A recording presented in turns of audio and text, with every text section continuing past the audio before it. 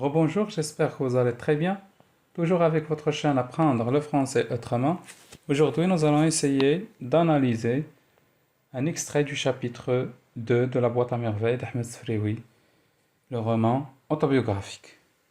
Mais avant de commencer, n'oubliez pas de vous abonner à la chaîne, de laisser un commentaire et bien évidemment de partager avec vos camarades. Si l'écriture n'est pas assez claire, changez la dimension de la vidéo. Commençons tout d'abord par une petite situation du passage, c'est-à-dire l'événement qui précède cet événement que nous avons dans cet extrait, ou bien qui précède cet extrait, tout simplement. Après le retour de Sidi Mohamed du Msid, le mardi, qui est un jour néfaste, un jour noir, car le frère frappait les élèves, Lalla Aïcha est venue rendre visite à la mère du narrateur. Elle lui a demandé d'aller visiter Sidi Ali Bouralib. Mais Lalla Zoubida hésitait au début.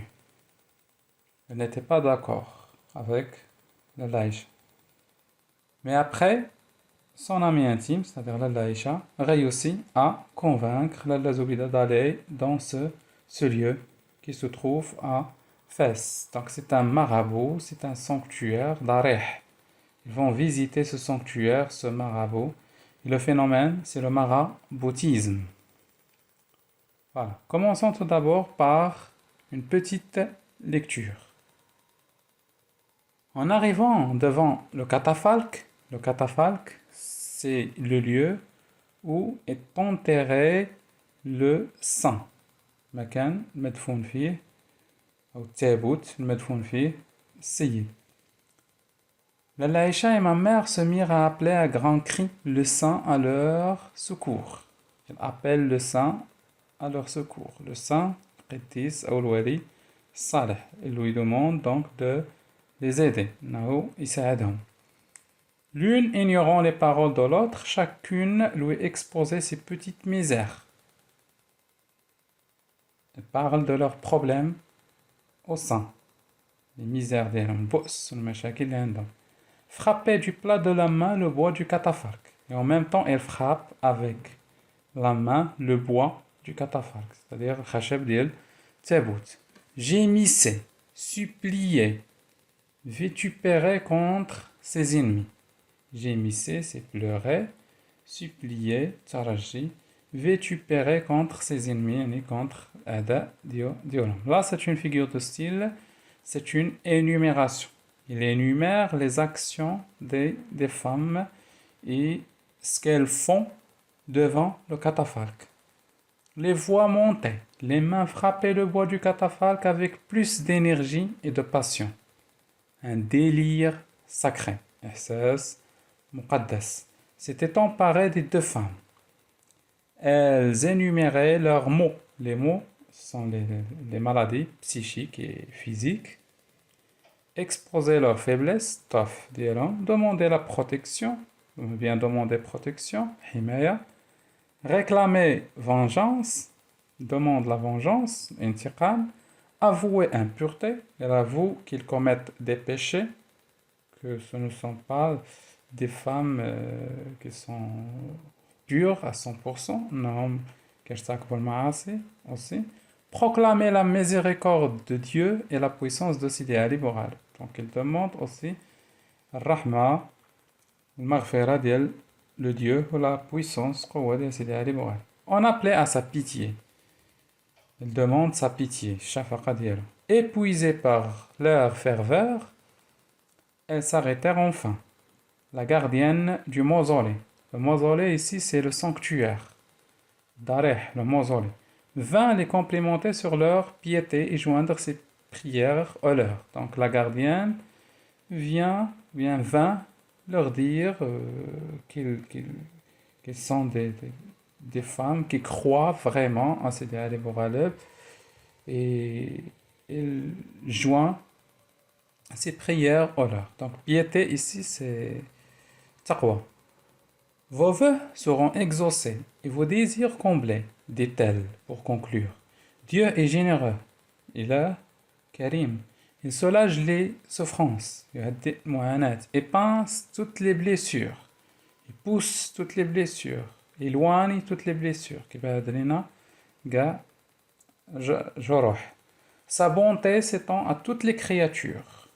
الجمال ديالو يشمل كل المخلوقات. N'est-ce pas un signe de sa bonté de nous avoir envoyé des prophètes? Le Dieu nous a envoyé des prophètes. أرسل لنا الرسل pour nous détourner de la voie du mal. باش يبعدنا على طريق ديال le mal et nous indiquer le chemin du paradis. Le chemin ديال le paradis ديال الجنة. C'est un effet de sa générosité de nous avoir révélé par l'intermédiaire de notre Seigneur Mohammed, le salut et la paix soient sur lui, sa parole très vénérée qui nous enseigne les vertus capitales. Mohammed nous enseigne les vertus capitales, la charité, le karam, l'amour des parents et le bienfait envers toutes les créatures. Donc là aussi, c'est une figure de style. On va voir les figures de style après dans l'analyse. Donc là, c'est une énumération aussi. Il énumère les vertus enseignées par notre Seigneur Mohammed. Ceux qui ont pratiqué ces vertus dans toute leur intégrité deviennent les amis de Dieu et intercèdent en notre faveur. C'est-à-dire les gens qui pratiquent ces vertus, qui donnent soit de l'argent, soit ceux qui aident les autres, les gens qui aiment leurs parents et les gens qui aiment le bien à tout le monde, bien pour tout le monde, sont considérés comme étant des amis de Dieu. Sidi Ali Bouralef figure parmi les plus dignes. Il aimait tous les êtres et affectionnait en particulier les chiens. Nous en avons actuellement plus de 50. On les amène malades, galeux et efflanqués. Donc malade, vous la connaissez déjà. Galeux, jarab, marad, jarab, efflanqué, donc là c'est une figure de style, c'est une gradation. Peu de temps suffit pour qu'ils retrouvent la santé et la joie. Pour plaire aux saints, nous devons les nourrir et les soigner. Ma mère fouillait dans ses vêtements. Elle ne tarda pas à sortir un mouchoir avec un gros nœud. Lentement, elle le dénoua en s'aidant plusieurs fois de ses incisives. La Aïcha lui chuchota à l'oreille une phrase mystérieuse. Ma mère hocha la tête et offrit à l'Amqadma 2 pièces d'un franc accompagnées de cette explication. Voici pour moi et pour la chilifa qui m'accompagne. La gardienne ouvrit ses 2 mains, reçut le don, c'est-à-dire reçut l'argent, et entama une longue oraison. Des femmes arrivèrent de l'extérieur et se joignirent à notre petit groupe pour bénéficier de ce moment de grâce, pour profiter de cette rosée spirituelle qui rafraîchit les cœurs. Donc là aussi, la figure de style, c'est la métaphore rosée spirituelle, c'est-à-dire ces moments de grâce entre les femmes qui sont en train de prier Dieu, bien qui sont en train de prier Sidi Ali Bouraleb devant le catafalque de Sidi Ali Bouraleb pour qu'il soit un intermédiaire entre elle et le Dieu. Passons maintenant à l'analyse. Donc le premier axe, j'ai nommé croyance à la superstition. La croyance à la superstition, l'iman, la tiqad, shawada. Le jeu, qui est le narrateur, qui est le personnage principal, qui est Sidi Mohammed. Donc le jeu, c'est déjà le me, le ma, le moi, etc. C'est le narrateur, c'est Sidi Mohammed. Se trouve où? Se trouve déjà avec qui? Avec sa mère, El Aïcha, ou à Sidi Ali Bouraleb. Pour faire quoi? Pour boire de l'eau du sanctuaire et trouver la guérison. Là, le narrateur a employé plusieurs figures de style pour marquer cette croyance à la superstition. Nous avons déjà l'énumération, donc l'énumération avec un seul N. Désolé, je n'ai pas fait attention. Elles énuméraient leurs mots, exposaient leurs faiblesses, demandaient protection, réclamaient vengeance, avouaient impureté, proclamaient, etc. jusqu'à en appeler à sa pitié. Donc c'est une énumération.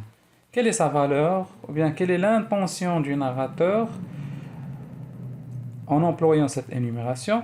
Donc, ce qu'il voulait dire tout simplement, c'est que les femmes croyaient que ce lieu, c'est-à-dire Sidi Ali Bouraleb, a, donc sans accent, le pouvoir de guérir toutes les maladies et régler tous les problèmes. Donc, sans... Ah, donc j'ai pas fait attention, désolé. Donc, la valeur de cette figure de style, c'est que ces femmes-là, elles croient que Sidi Ali Bouraleb, elle a un grand pouvoir à guérir toutes les maladies et régler tous les problèmes. Nous avons aussi les sentiments des deux femmes, un délire sacré.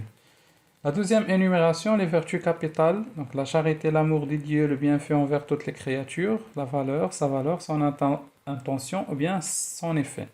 C'est pour dire que, donc là, pour l'Amqadma, les prophètes aident l'humanité à éviter le mal et enseignent les vertus capitales. Le champ lexical du maraboutisme, ziyarat al-adreha, catafalque, prière, saint, Sidi Ali Bouraleb, qadma, etc. Donc, le bilan pour ce premier axe, Lalla Aïcha et Lalla Zoubida croient aveuglément à la superstition au point de croire que le sanctuaire peut régler tous leurs problèmes. La Zoubida, elle croit aveuglément avec la Aïcha. Aveuglement, c'est-à-dire tariqa amia, à la superstition, shawada, au point de croire que le sanctuaire, le lieu, peut régler tous les problèmes. Passons donc, à la deuxième partie de l'extrait. Lentement, je me glissais hors de cet isem de femmes. Isem, ici, pour dire le groupe. Normalement, isem, on dit un groupe d'oiseaux. Là, c'est une métaphore pour dire le groupe de femmes.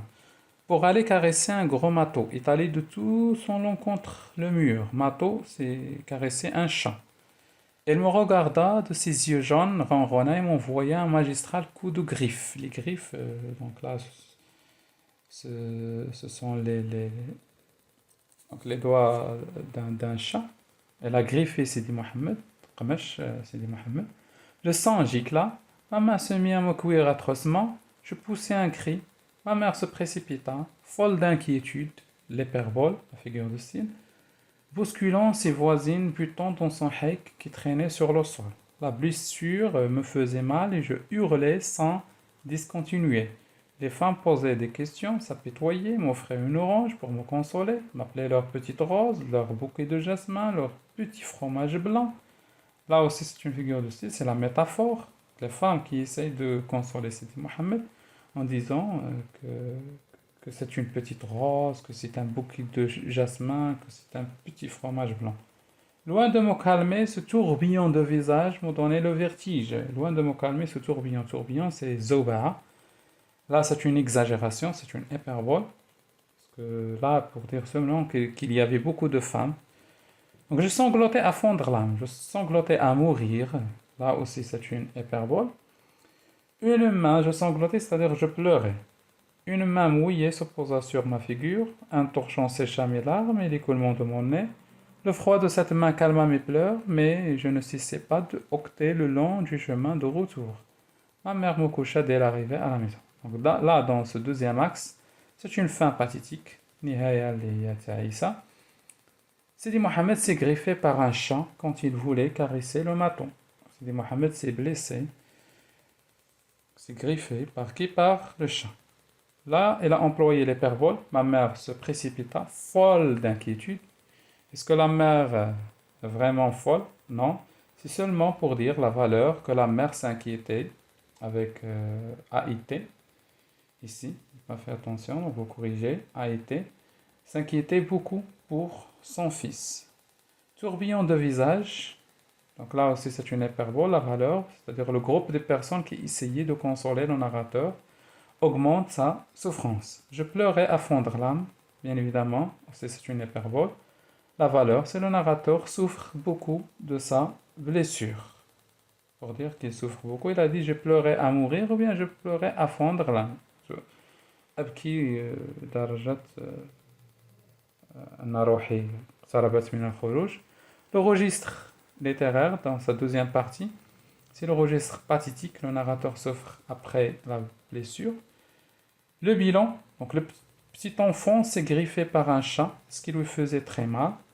Sidi Ali Bouraleb, il n'a pas trouvé sa gaieté, mais plutôt la souffrance et la tristesse. Donc cela montre que Sidi Ali Bouraleb n'a aucun pouvoir. La synthèse. Donc, dans ce passage, le narrateur accompagnait sa mère, Aïcha, à Sidi Ali, pour calmer ses douleurs.